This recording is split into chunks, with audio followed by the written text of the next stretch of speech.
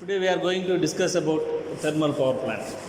So what is meant by thermal power plant? So conversion of water into steam by using the by burning the coal. So a thermal power plant converts the heat energy of the coal into electrical energy.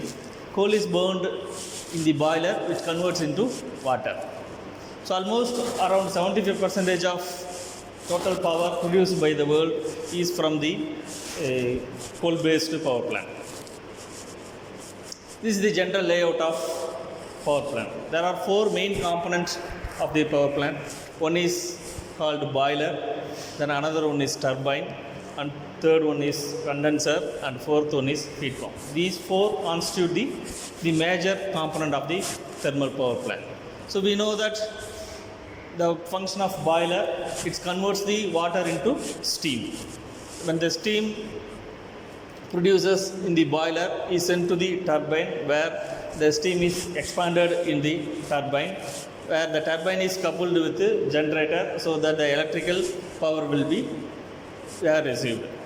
So after the expansion of the steam will be condensed in the condenser so that the steam is converted into water. So in the condenser, the exhaust steam of the turbine is converted into water.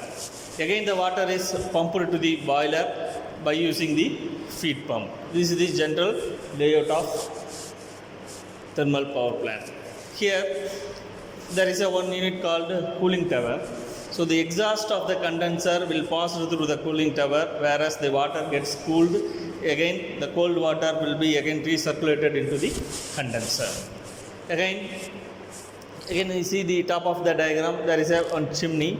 So when the coal is burned, we knew that there is a lot of the flue gases will be coming out from the boiler, from the furnace, that will be passed through the escape or chimney.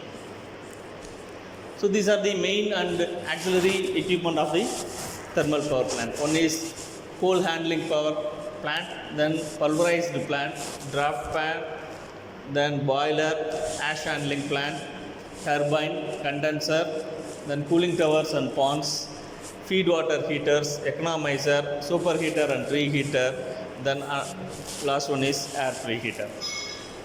This is the coal handling plant. So the function of coal handling plant is automatic feeding of a coal to the boiler furnace. So boiler needs water as well as the coal or heat. The heat is getting from the coal. So huge amount of coal is we need. See, the 200 megawatt power plant may require around 2000 tons of coal daily. So the amount of coal utilized for each and every day is very big. So we need a coal yard, a very big coal yard is we need. So pulverizing plant. So pulverizing is nothing but, so when the coal is grind into a powder form so that the surface of the coal is better exposes to the heat energy.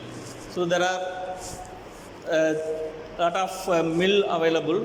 So one is contact mill, ball mill and impact mill. So these mills, the coal is converted into a powder form so that we can get the better combustion of fuel. Next. So this is the boiler. So we know that the boiler is convert the water into steam. Here see air and fuel. We need that to burning, we need a oxygen. So air and fuel is supplied into the bottom of the furnace. So this is called the combustion chamber. So there is a water tube. So inside the tube the water will be circulated. When the heat energy is passed through the tube, so water inside the tube will get heated and it will be converted into steam. Then the steam will be coming out from the boiler, that will be passed through the turbine, where the steam will be expanded in the turbine. So after the giving out of the heat, the flue gas will be sent to the chimney. So before going to the chimney, the superheater, air preheater and economizer will be placed in between the flue gas to chimney. This is the boiler. So next. Then superheater. The superheater is a component of steam generating unit in which steam after it has left the boiler drum is heated above the saturation temperature. So the superheater may consist of one or more stage of tube banks arranged to effectively transfer the heat from the product of combustion. Next. So reheater. So some of the heat of the superheated steam is used to rotate the turbine where it loses the some amount of heat. So there will be two stages of expansion of turbine. One is the low pressure turbine, another one is high pressure turbine. So initially the steam will be expanded in the first stage of turbine. After that it loses some amount of energy, so that again it will be reheated so that it gains the energy, and in the second stage it will give out the some amount of energy.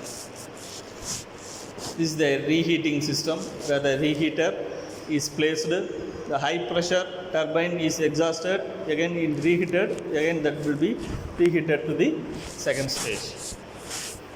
This is just a picture of a turbine. So a huge amount of steam will be expanded in the turbine.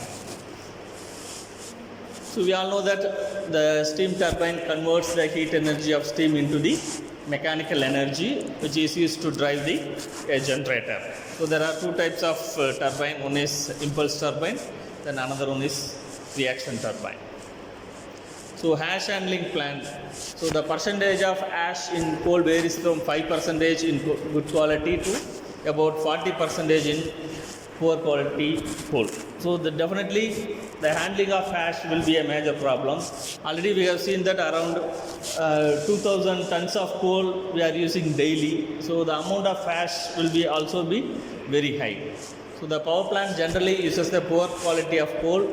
Thus amount of ash produced by it's pretty large. So see the 2000 megawatt plant produces about 5000 tons of ash daily. So imagine that how much of ash produces in every day. So we need to dispose the ash properly. The station uses some conveyor arrangement to carry the ash to dump the site directly, or carrying and loading it to trucks and wagons which transport to the site disposal. So we have to carry out the ash disposal to the ash handling plant where it will be treated and it will be disposed properly. So condenser is nothing but another type of heat exchanger. We all know that the exhaust of the steam will be converted into water in the condenser. So the purpose of condenser is the outlet of steam from the steam turbine to obtain the maximum efficiency. So to get the condensed steam into the form of pure water, otherwise known as the condensate. Again it will be fed back to the boiler as a feed water. So this is the diagram of the condenser. There will be a shell and tube type of condenser. So inside the shell the steam will be passed. There will be a tube. In the tube the water will be passed. See that. So here the water inlet from the condenser, so it's from the turbine, then it will pass on to the tube and it will go to the water outlet. See, when the steam pass over the shell, so some amount of heat will be taken by the water and warm water will be outlet. So it gives out the heat and it comes to the condensator. When the inlet steam, when outlet it is a condensate, that means a water. So steam is converted to water by giving out to the heat to the, that is the water, passing inside the tube.